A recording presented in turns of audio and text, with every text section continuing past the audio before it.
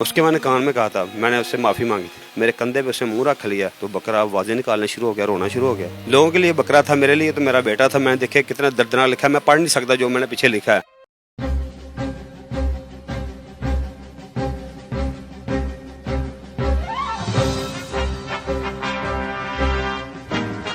السلام علیکم ناظرین، آپ دیکھ رہے ہیں نورانی خبریں۔ ناظرین، یوں تو سوشل میڈیا پر روزانہ سینکڑوں ویڈیوز وائرل ہوتے ہیں، لیکن ان تمام ویڈیو میں کچھ ویڈیوز ایسی ہوتی ہیں جو ہمارے دلوں میں گھر کر لیتی ہے۔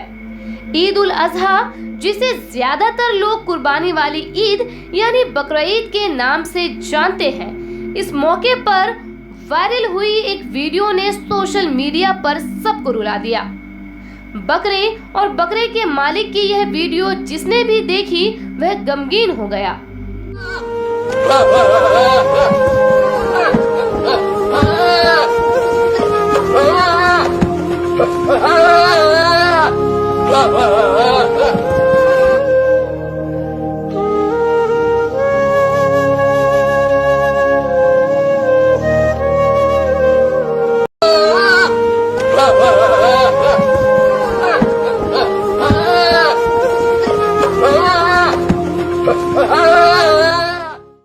آج جہاں ہر پہر کہیں نہ کہیں انسانیت دم توڑتی نظر آتی ہے، وہاں ایسی تصویریں یقیناً انسان کو اندر سے جھکجھور دیتی ہے، ہمیں ہمارے عمل و اعمال کے بارے میں سوچنے اور سمجھنے پر مجبور کر دیتی ہے۔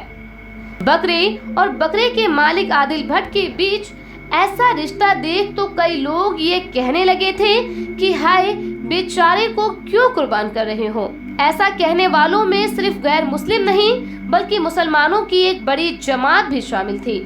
بے شک اس طرح کی ویڈیو سے اس طرح کے خیال انہیں لوگوں کو آئے ہوں گے جو شاید قربانی کے مقصد کو پوری طرح سے نہیں سمجھے ہوں گے، کیونکہ اللہ تبارک و تعالیٰ کی ذات وہ ذات ہے جس کے ایک حکم پر حضرت ابراہیم علیہ السلام اپنے اکلوتے بیٹے جو انہیں اللہ کے فضل سے بڑھاپے کے نزدیک حاصل ہوئی تھی، اس بیٹے کو اللہ کی راہ میں قربان کرنے کو تیار ہو گئے۔ بیٹے حضرت اسماعیل علیہ السلام نے بھی اللہ کی رضا کے لیے قربان ہونا قبول کیا، اور اصل معنوں میں یہی قربانی ہے۔ پاکستان سٹوریز نے بکرے کے مالک سے خاص بات چیت کی، جس میں انہوں نے بتایا کہ کیسے ان کا بکرا بھی اللہ کی راہ میں قربان ہونے کے لیے تیار ہو گیا۔ انہوں نے یہ بھی بتایا کہ وہ بکرا ان کے لیے کتنا عزیز تھا۔ عادل بھٹ صاحب ہمارے ساتھ موجود ہیں، ان سے جانتے ہیں کہ بکرے کے ساتھ اتنی انوکھی محبت کیا تھی، جب آپ اسے بیچ رہے تھے تو وہ آپ سے لپٹ کر رونے لگا۔ اس کے بعد ایک ویڈیو اور وائرل ہوئی کہ وہی بکرا جب قربانی کے لیے قربان ہونے لگا تو وہ خود ہی لیٹ گیا تھا۔ ان کا کہنا ہے کہ میرا وہ بکرا نہیں تھا، وہ میرا بیٹا تھا، میں اپنے کلیجے کو کسی مجبوری کے تحت بیچ آیا۔ تو ان سے جانتے ہیں کہ اس کے ساتھ اتنی انوکھی محبت کیسے ہو گئی تھی۔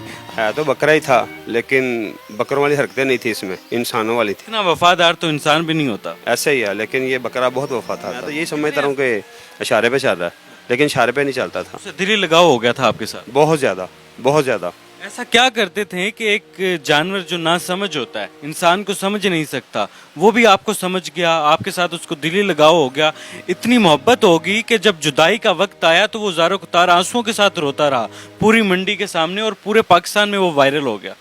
میرے خیال سے جانور کو احساس ہو جاتا ہے۔ میں ان کے لیے جب کوئی مکھن وغیرہ یا ان کے بادام وغیرہ جب میں ان کے سامنے بناتا تھا نا، تو ان کے سامنے میں بناتا تھا، تو ساتھ ساتھ جیسے بندہ ایک فضول ان باتیں کرتا، تو جب انہوں نے میری طرف دیکھنا تو میں نے کہا دیکھ دیکھ دیکھ، یہ تیرے لیے سودا تیار ہو رہا ہے، ایسے ایسے میں باتیں کرتا تھا۔ شاید اس کو ہر بات کی سمجھ تھی، پہلے تو میں کہتا تھا شاید سمجھ تھی، لیکن واقعی اس کے جانے کے بعد احساس ہوا کہ اسے ہر بات کی سمجھ ہو تھی۔ رہا تھا تو اندر کے آپ کے اپنے تاثرات کیا تھے؟